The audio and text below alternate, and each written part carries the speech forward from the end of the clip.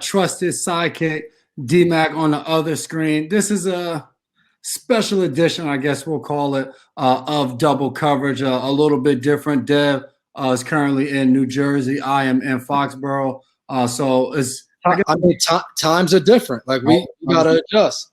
It's different times, man. So we're back, Double Coverage live with the McCourty twins. It's a little bit of a twist. We're going live with it. A little bit more interaction here. You guys as fans, you can tune in. You can ask questions. You can video in. You can audio in. All you have to do, you got to just go get the app FanDuel, and you can come check us out. Fan cred. I said FanDuel. Too much going on right now, man. Fan cred. All you do is get the app, log in, come check us out. You can even put your face next to our face and ask us questions. Let's give the people, they've been missing out. So I made sure I came ready. Give them a little basketball. Basketball has been out for a while. A little 3-2, a little basketball, a little Celtics. Go C's when they come back. Finals champions. I'm calling it right now. Starting it off the right way, man. I honestly don't think that's giving anybody you're not dribbling a basketball. There's still no March Madness. But I mean, you got the exclusive 3-2. McCourty's on the back too, man. Like this is from my 10-day. You wearing a jersey that's too big isn't gonna make people feel any bit better. I think they thought I was a little taller. That's not happening. I mean, the average height is like what, 6'2"? I mean, I'm below average for the NBA. Maybe in another light. Maybe. Man, crazy times, like you said. Let's talk a little sports, though. I mean, we're gonna get into the coronavirus and the impact and all of that, but everybody is real uptight right now. There's a lot going on, so we're gonna keep it light. We're gonna talk a little bit of sports. There's nothing bigger in our world right now than Thomas Brady. We're gonna need a little wine for this one. I didn't pop my cork, so I'm struggling here. I don't want to walk away. I had popped it yesterday, but then I put it back in to preserve my wine taste. And I went to grab it and went to pull it out, but I just lotioned the kids after they got out the tub, so my hands are a little slippery. So you know what I mean. It's a little bit of a struggle right now. But I hear you. Let's get into TB12. That's 10 years gone for me. So. Every night I just been enjoying just one glass of wine, just kind of like celebrating our 10 years together. You know, me and Tom had a great run. You know, it's like it's a great marriage gone bad. You know, but you know we split, but we're both happy. We're both happy. Yeah, for sure. Before you get too much into it, Robbie from Dallas is backstage and he's ready to come on with us. He's in early. Let's bring him in. Yeah, let's say what's up to Robbie from Dallas. He probably has something to say about Tom. Possibly, maybe not. He's from Dallas, may not care. He's just trying to get Dak. He's just trying to get Dak out. I want to talk about Dak. No, he's got the pats in the back. No, I'm right from around Foxborough. Just moved out here for work. Okay. There we go. What's up, Robbie? How you doing, man? I'm doing great. Great to be on with you guys. So I know there's been a lot of changeover in the defense so far. How does a team handle that from year to year? Dev, this is a great question. You're a guy who's been a captain for a lot of years. How have you dealt with it from a leadership standpoint, too? I think you got to see that it's fun. Challenging, but it's fun, I think.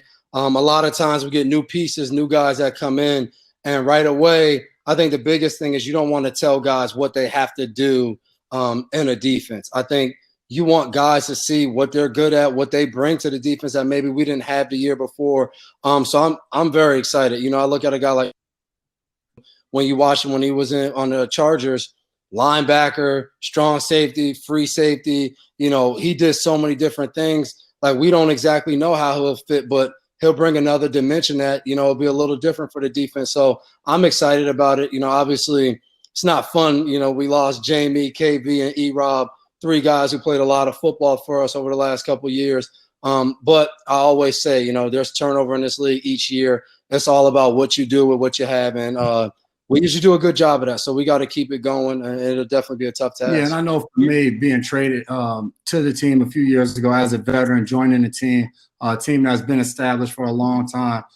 That's part of the challenge, I think, that you enjoy. And I think the one thing that made it a little bit easier to acclimate within the locker room, there's a lot of guys that have been around there for so long that the culture's built, guys get along. So you come in and you kind of just find your niche, and then it just rolls with it. Guys are welcoming anybody trying to teach you the defense or showing you where the cafeteria is, no matter what it is. And I think the reason that is there's one common goal. Everybody wants to win. Whoever's in that building, they're all driving towards that goal. We know you came in there. Buddy to the cafeteria. He's just trying to eat, man. We're trying to win games. He's trying to eat good. No doubt about it. And on the terms of, I mean, obviously you guys are brothers playing together. What is your favorite part of that relationship and being on the same team? I would say the best part of it so far has been just the ability to be able to spend time with one another, not only in the building, on the field and all that, but also outside the building. During this time, like Deb was in Foxborough a week ago, his kids came over, his wife came over, and we get to kind of just kick back and chill in the off season, watch the kids run around. His oldest, Lo, all she asks for is to play with her cousins every day. She wants to come see them. And I think for us, we hadn't been able to do that. My oldest is 7, so this is the first time in her life that she's been able to be around her uncle and be around her cousins on a regular basis and really get a chance to know them and play with them on a regular basis.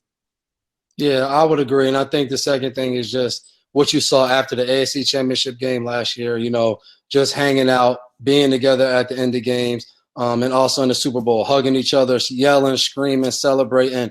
You know, when you're with one guy your whole life and you get to do that, man, it was an awesome time. Yeah.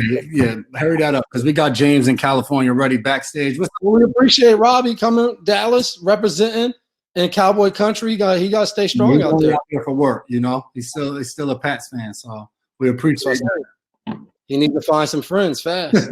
They don't like us many places. That's very true. Oh, he's living on the edge. He's in his car. Hey, Devin, I got a question. What was the best win of the Patriots era with Tom Brady, and what was the most crushing one for you? Oh, that's pretty good. I would say the Seattle Super Bowl was probably the biggest win just when I talk Tom Brady era with me, just because it felt – I know for him it felt long, but even, you know, me coming in 2010 and us losing the Super Bowl in 11, then losing the AFC Championship game and winning, and the way we won was huge. And then I say the crushing loss to me was the Philadelphia Super Bowl, just because Tom played so great, the offense killed it, and defensively we just let our team down and just couldn't get a stop. So I would definitely say those 2 games. It's 2 games I always think about over the last 10 years. Yeah, y'all sucked in that Super Bowl. What about regular season? That game in Pittsburgh in 2017, that'll always be my favorite. Oh yeah, that was a crazy game. I guess for that, you know what was a crazy game? No, when we played the Saints in 2013, and I want to say Drew Brees hit Kenny Stills for a touchdown to go up, and it was only like 30-something seconds left. And Tom drives down and hits KT in the back of the end zone, and we just go crazy on the sideline. A game that we kind of thought we had lost, and Tom drove us down, and KT made a great catch in the back of the end zone. And then do you remember like 4 hours later Ortiz hit the grand slam? Say that again? Like 4 hours later, David Ortiz hit the grand slam in the ALCS. Oh, David Ortiz. Title town, man. That's what happens. I appreciate you, James, all the way out in Cali. We got Matthew in Boston. Can we just tell people, be careful driving and jumping in? James is riding on the edge right He was a little nervous. Yeah. What's up, Matthew? Hey, what's up, guys? So I was just wondering, with such a great defense last year, taking some hits in free agency, obviously Van Noy and Jamie Collins, some other guys, potentially the offense taking a hit with Tom. What is the best way for this defense to maintain its elite status and to continue to take steps forward and win games for the team? Matthew, I like how you said it. Like you just said, and the offense with Tom. You didn't make a big deal out of it or nothing. You just said, you know, lost Tom. I like that. I like that, man, the mentality right there. Yeah, you know, next man up. Yeah, no, I think that's part of the what you have to do every single year. Each year is totally different from the year before. And like Bill always tells us, when we won the Super Bowl in 18, we came back in 19. Nobody cares what you did the year before. And the one negative of when you have a good team and a really good defense the prior year is that it's made up of a lot of really good players. So you see guys like Van Noy, guys like Jamie, guys like E-Rob, Danny Shell, all of those guys leaving the free agency because other teams wanting their services. So I think when we get back, whenever that is, obviously with a lot going on right now, it's going to be very important for us to gel together as a team, everybody figuring out, okay, what's my role going to be on this team? What does it look like? Is it the same from last year? Is it different? In what ways? How do I have to adjust to make our team continue to get better each and every time we step out on that field? Yeah, and I think it's a fun time. You know, every team will come back and try to mesh together, and it'll be all for the 2020 season. And at the end of the day, everybody wants to be the last team playing, and that'll still be our goal, and we'll have to work hard to kind of build the team. And I think defensively, even though we lost some key guys, we still bring a good amount of veteran guys back. I think that'll have to lead the charge. In the same way on offense, you know, with our offensive line and then with Jules and James White, we got some good leaders over there that we're going to need for them to kind of lead the way until we get going, and then it's just about playing good football. For sure. Thanks, guys. Appreciate you, Matthew. And for everybody, all you have to do is download the FanCred app. Come check us out. You can come on air, do what you do, ask questions. We're here. We're going to talk about some stuff we have too, but more importantly, we want to get to you guys and answer as many questions as possible. Speaking of that, we got Jack from New York is backstage in the chat. New York, it's real out in New York too. I'm not far from New York, man. Depending upon where you at, could be upstate. You never know. Very true. Very true. Hi, my Jack, mom's what's from happening? Nyack. Okay, Nyack. Yeah, There we go. Repping our hometown. But how do you guys feel about the Hoyer signing? Do you think it meant anything? Yeah, for sure, man. Excited. I think when you play this game, the one thing that you know is for certain from one season to the next, the only thing that's been consistent for me the past 11 years is change. So whenever you get an opportunity to have a guy that you had in the locker room come back, you're excited. Hoyer was one of the best dressed guys on Saturday when we were headed to the plane. He had some of the best hats that he wore, and he was one of the biggest sneaker collectors on the team. Getting a guy like Hoyer, we're going to be fired up to see him come back in that locker room. And he just has a veteran presence, man. He's played on multiple teams. He knows our offense very well. Oh, my man in the background, what's up? I think he'll bring experience and his knowledge to if he has to go out there and play, he's going to compete at a high level, or if it's coaching up young quarterbacks, I think he's a guy that's going to be very necessary to have in our locker room. Are you guys going to have your clinic in Nyack this summer? Yeah, the plan is to have it this summer. We got to kind of wait and see how everything with this virus works out, and if as long as it's safe, the plan is to have it back in Nyack this summer. Yeah, it'll be hard to do. It'll be hard to do a social distance. I hope it happens. Yeah, hey, us too. Thank you for having me on. Appreciate you, Jack.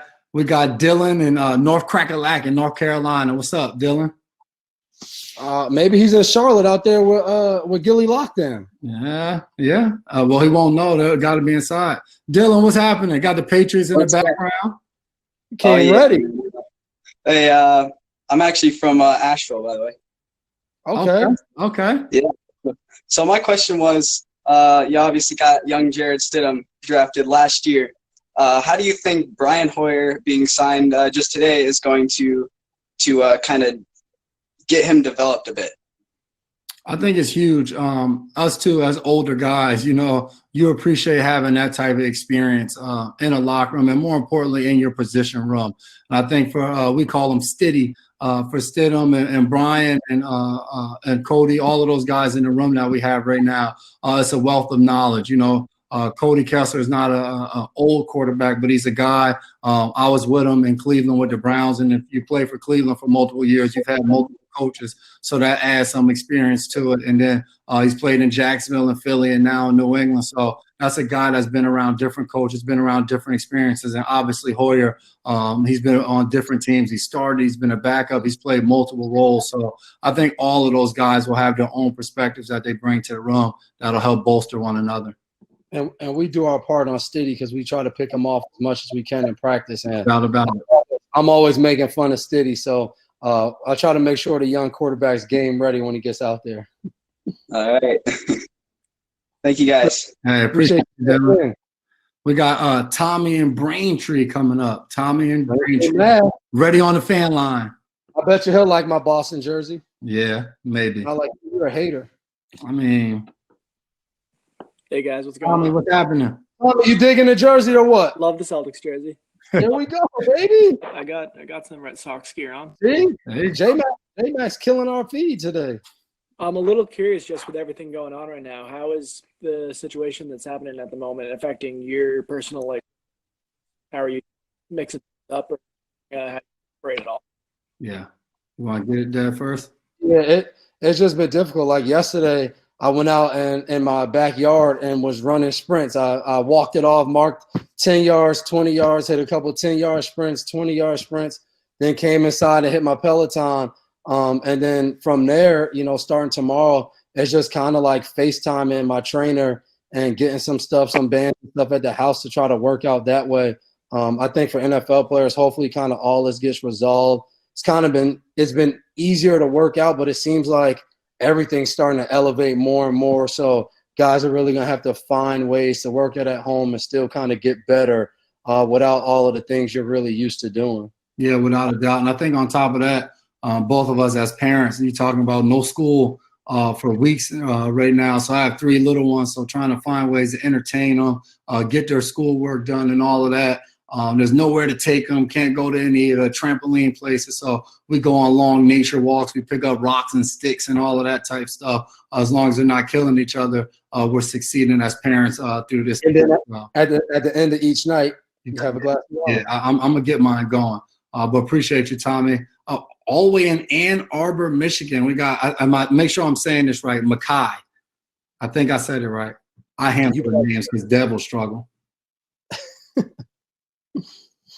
I said it right. That's what I'm talking about. What's happening, Mackay? How you doing, man? Doing pretty well. Coming in with the Tom Brady Michigan jersey on. Of course, I go to school there actually. My question is, what is your guys' opinion on the CBA deal? Man, great question. I'll start it off. I feel like when it comes to our profession, and you talk about, I was actually a rep for my team in Tennessee and been going to the annual meetings for numerous years now. The difference with our business is when, as a union, you usually have a collective best interest of the people that you're representing. But you look at the makeup of a league, you have guys that come in as first-round draft picks and they get the 5th-year option picked up and they want to be free agents. Then you have guys that come in as undrafted guys who had to work all the way up, and everybody wants something different. So when you're trying to negotiate a CBA, you're trying to figure out in what ways are we helping the majority of the league. I had some things that I thought from my perspective that you look at and it was just like, man, that works. But there was a lot of things within that deal that I was just like, I'm not a big fan of it. And I think that was that's what it came out as. When you looked at the vote, it was darn near 50-50. And my takeaway from it is you hate to be going into the next 10 years on your job where half of the people like the agreement in place and half of the people can't stand it. So I think there's a lot of work to be done for the future of the game between players and ownership. But I will say the one thing, from being a part of the union and knowing the past of where players started to where they are today, it gives you some hope to think that, hey, somewhere down the line, players will actually get what I feel they're credited for and the just due from ownership. Yeah, I mean, I feel very similar to Jay.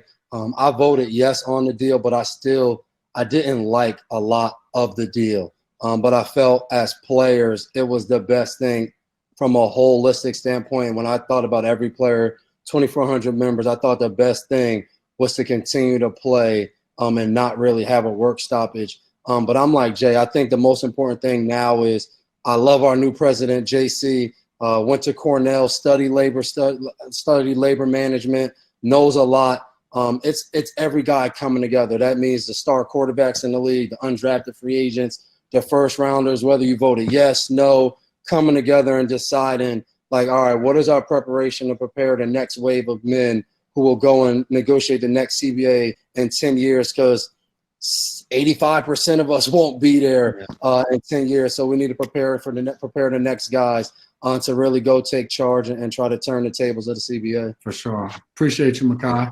Thank you. Good luck next Good question, man. Yes, sir. And for everybody that's listening, I did vote no. we're twins, but we were on different sides of the spectrum on that. We got coming up. We got Andrew coming up, and then also Chris asks, who do we want to see as the Pats' next quarterback? For me, the most winning quarterback I want to see. Whoever's going to win. I feel like that's just the Patriots model. Like, there's going to be competition on our team throughout. I don't think the quarterback position is going to be any different. Guys are going to be competing, and the best man will be taking the snap from under center. Andrew, what's happening? Hey, what's going on, guys? How you guys doing? We're doing good. How about yourself, man? Hanging in there? Hanging in there, right? Hanging in there. It's all good. I'm in my bunker right now. So there you go. Stay safe. Trying to keep that social distancing up. But I noticed yesterday on ESPN, they were doing the ESPN The Ocho marathon. And, in the spirit of that, in the spirit of all those great sports that were going on, if you guys had like a 5-on-5 dodgeball team, both of you guys against each other, who on the Patriots would be on each of your teams? Are you taking free agents out of it, guys that just left? You know what? Yeah, I'll take them off. Yeah. Okay. On my dodgeball team, so I need 4 other guys. I'm going first pick. I'm going Steady. Strong. No, I need guys that can get out the way of the ball. I'm going Stephon Gilmore. He's just a great athlete. Next, I'm going great hands. I'm going Jules. You watch Jarvis Landry kills this competition at the Pro Bowl. Yeah, I like that. I'm going with Jonathan Jones. I just like my position group and our athleticism. I'm going next. I'm going N'Keal Harry. I'm gonna go with Dietrich Wise. Terrible pick. And last, I'm going with the law firm Jacoby Myers. Quarterback and receiver. Bro, our team. Okay. We're gonna hit Wise early. Lastly, I'm going with Patrick Chung. He's a guy in the locker room that he can cook, he can skate, he can snowboard. Chung can do whatever it is you need to do. You definitely need a great chef on a dodgeball team. I respect that pick. There you go. Appreciate you.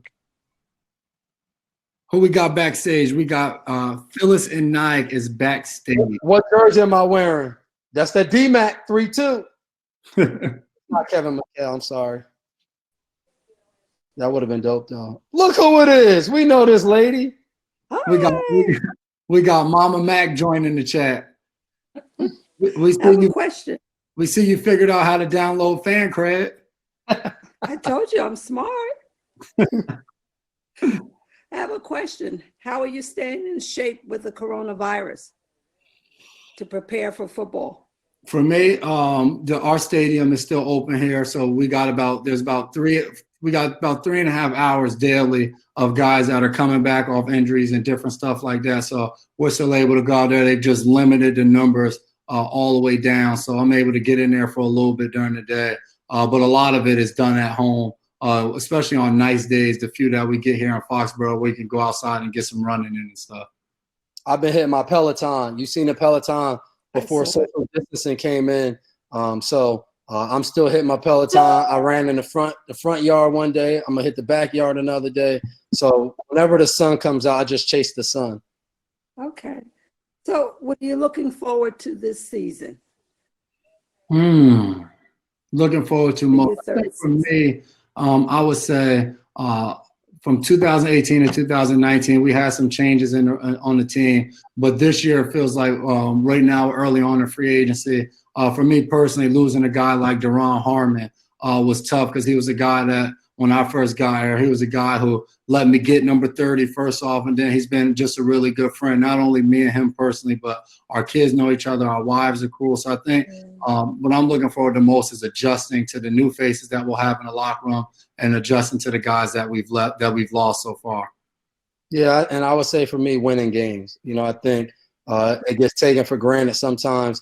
And now you see a guy like Tom leave. I think it really puts things in perspective.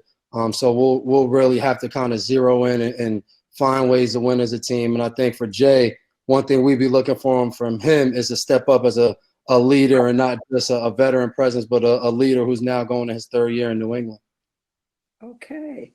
One last statement. FaceTime. Kids. We'll do.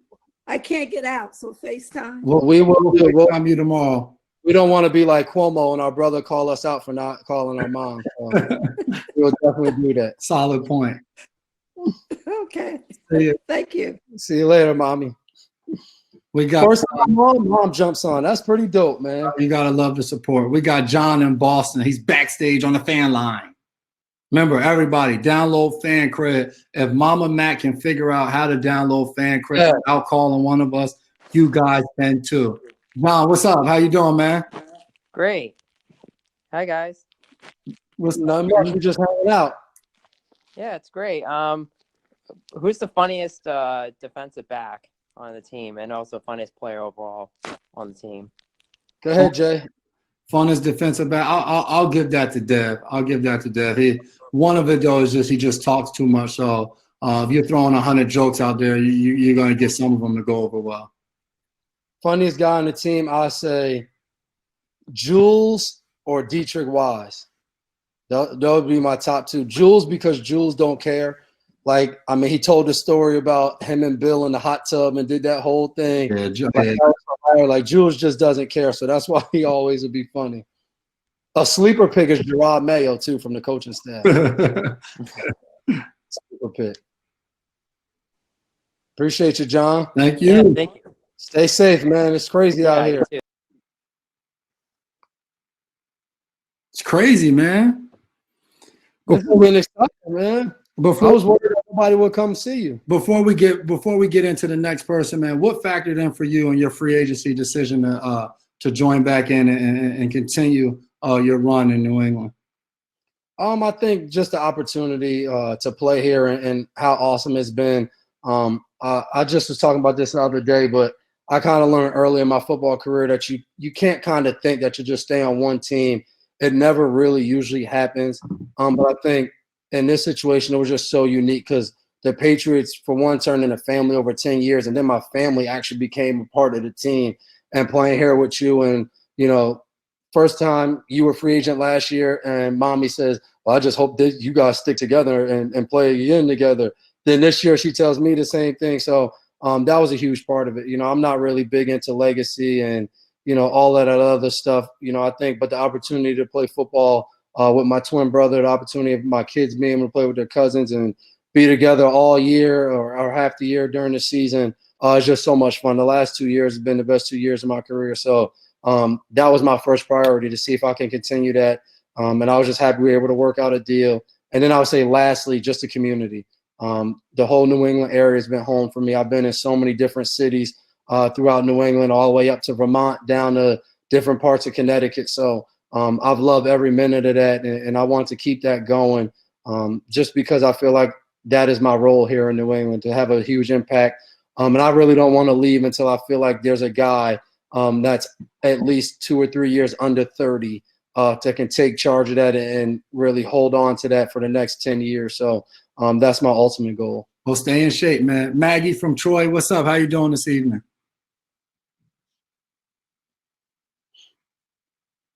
And why would I just have to stay in shape? You better stay in shape too. Well, you want to wait until the next person to take over. Hey, Maggie, how you doing? Good. I was wondering, Jason, what was it like playing against the Browns this year? Oh, it was a lot of fun. I often tell people though, I played 11 years. I kind of just don't tell anyone about that 9th year that I spent in Cleveland because we didn't win a game and it was just not a lot of fun. But there's so many good people within that organization that it's a lot of fun between our first quarter and our fourth quarter when that ball's kicked off, competing against a former team. But I think the best part is after the game when you get a chance to see whether it's the guys in the training room or equipment room, different people that provided a service for you while you were there, get a chance to say hi to those guys. There weren't a ton of guys that were still there from when I was just there 2 years before, but getting a chance to see some of the great people within that organization was a lot of fun. Nothing like when – oh, go ahead. Also, have you guys read Julian Edelman's picture books? Oh, my daughter brings it to me and says, read, Daddy. She's all about the flying squirrel. So we read about the squirrel, the goat, Hightower to Rhino. We read about it a lot. I'm still waiting for Jules to give me a copy that he promised me when I first got here. So we'll see. And I got a signed copy, so I'm doing all right, Maggie. I don't know about him. Appreciate you, Maggie. Yeah, I remember hassling Jules about that before. I never got mine, so we'll see, man. But we got Nadine coming up. Yeah. But Alex said, what is it like playing for Bill? It's awesome. The dude cracks jokes every morning. Some mornings he talks a little too long. He gets around that 50-minute hour. So, playing for Bill is fun, but sometimes he can get a little winded. Nadine, how you doing this evening? Good. How are you? Doing good. Doing good. Great. Hey, I just want to know, how do you get over friends getting traded like Duron Harmon? Well, Duron's probably an easier one to get because we talk every day. So, like, it's going to suck not seeing him. Yeah. But, like, he's like family. So, like, I know in the off seasons, we're going to find a way to see each other.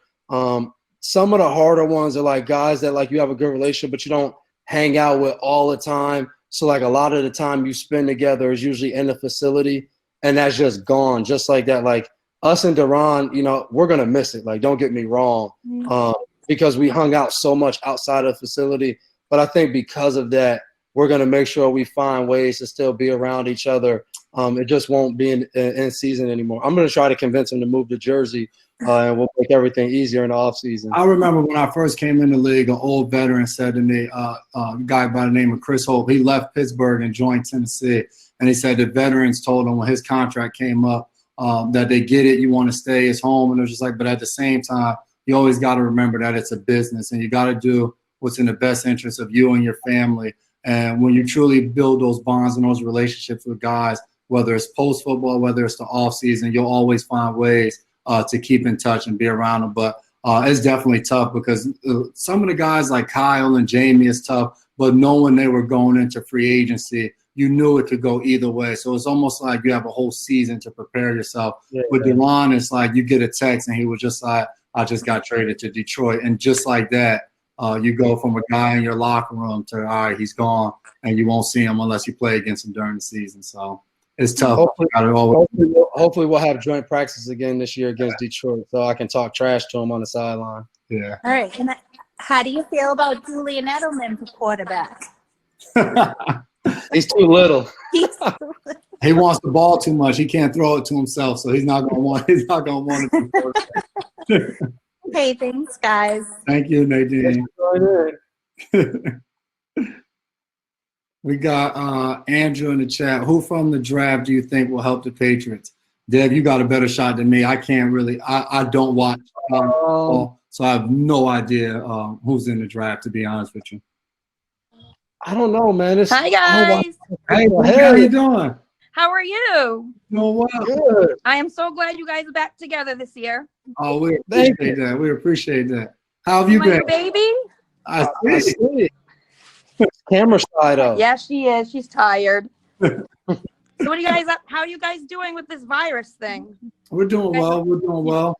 Homeschooling, learning what a hassle it is to deal with your own kids all day, no breaks. But we're having fun with it. So, like I was saying earlier, going on nature walks and all type of stuff with the kids. Yeah, we're going to start conditioning soon. So we're going to be a whole family that conditions.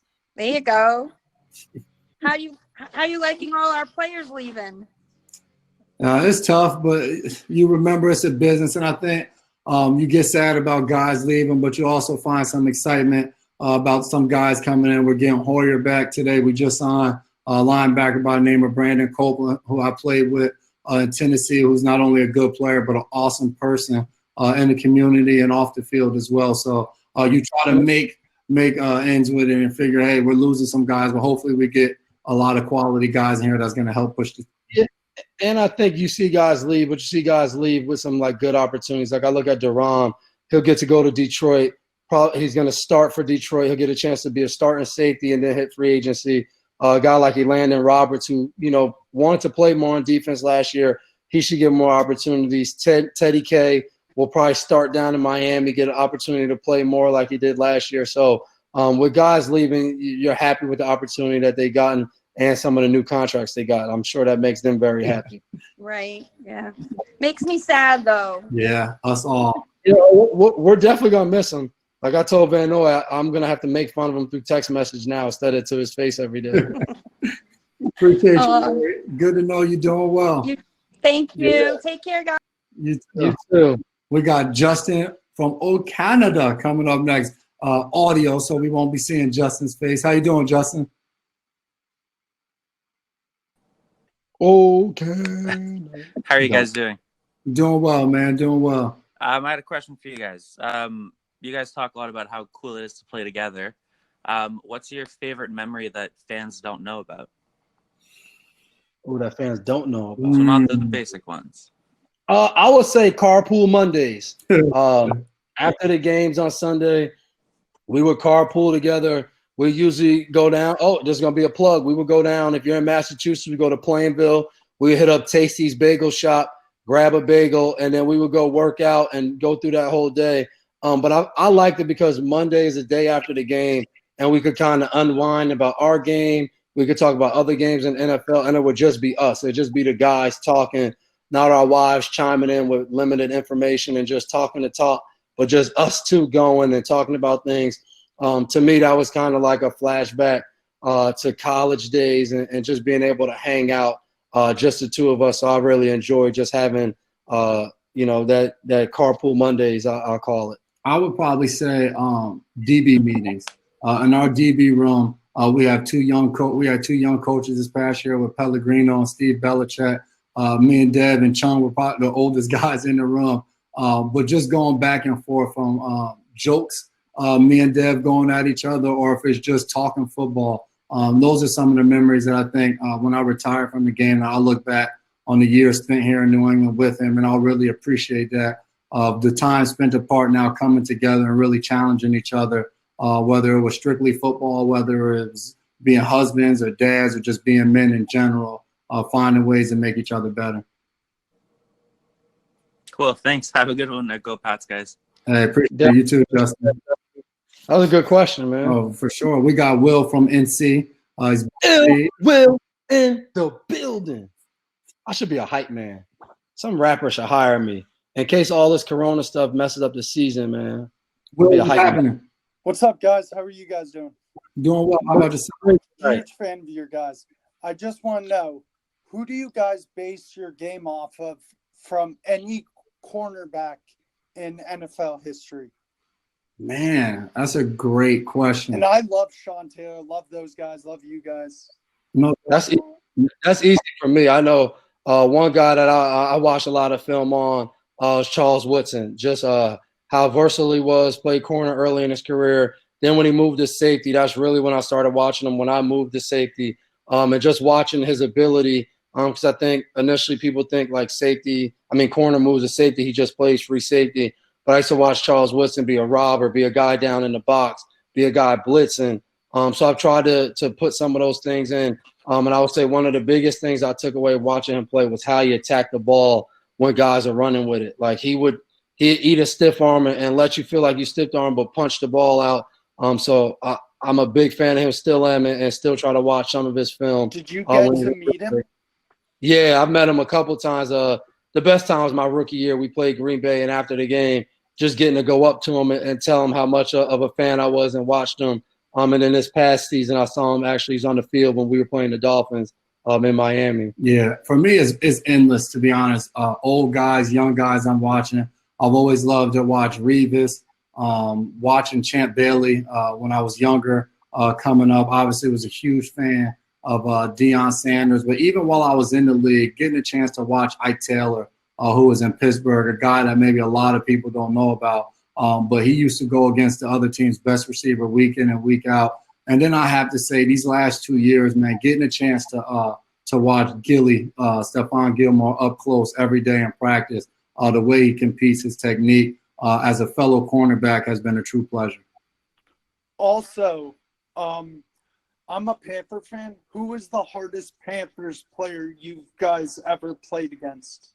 I'll give you a two-part answer. Steve Smith was animal out there because you didn't know if you were going to get the friendly Steve Smith we're going to get the crazy Steve Smith on any given Sunday. But Chris Campbell, the cornerback who played 9 years for the Panthers, who I don't know if he ever went to a Pro Bowl, but played at a Pro Bowl level for a long time for them. What did you say? I missed the beginning. Chris Gamble, corner, Ohio State, was elite. Oh, yeah. I love to watch him, and I think he played his entire career there. So he was very fun to watch. So he was probably my favorite Panthers player to watch while he was there.